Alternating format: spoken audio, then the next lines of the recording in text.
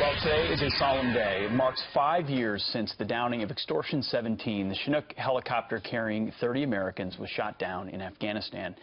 No one on board survived, but questions still haunt the families who lost their loved ones on that very tragic day.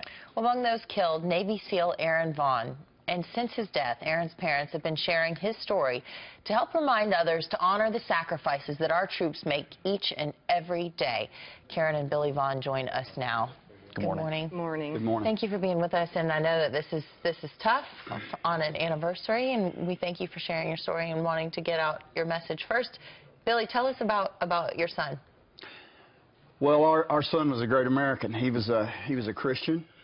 He loved God, his family, and his country in that order. And I can tell you, if he were here today, he would still be doing what he was doing. He loved what he was doing, fighting for America, being a fearless, extreme warrior, and that's what he always wanted to be. Mm-hmm. You're both warriors. Karen, what does this day mean to you as well? You know, in all honesty, today's like every day. He's gone, you know, and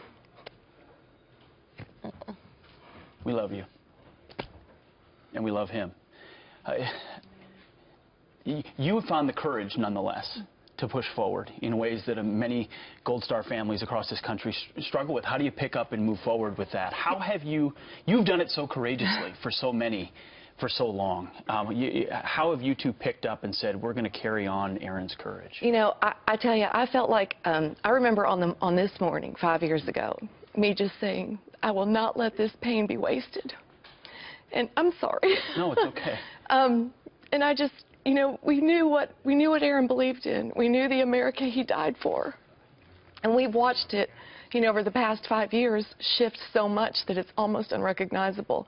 And so I think we both feel, just as parents, that, you know, if we don't fight with every bit of strength we have to revive patriotism, to revive love for this country, to revive the founding principles of this nation, he died in vain.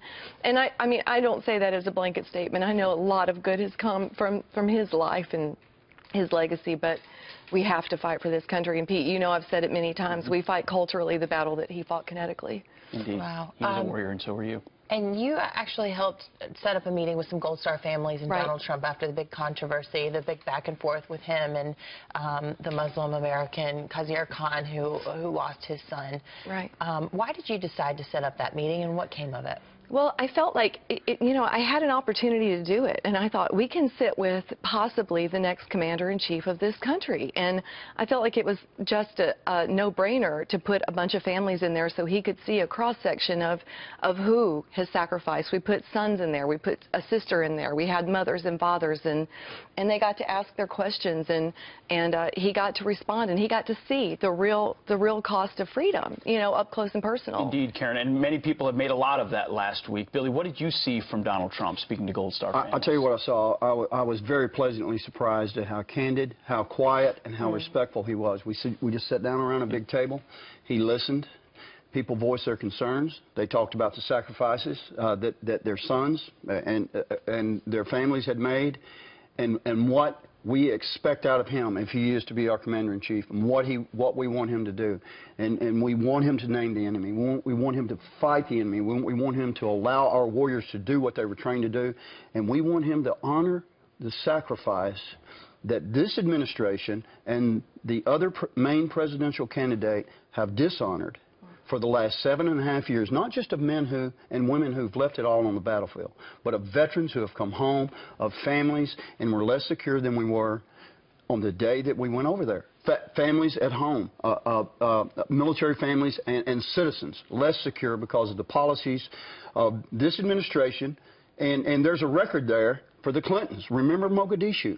Remember, Bill Clinton wanted a small footprint.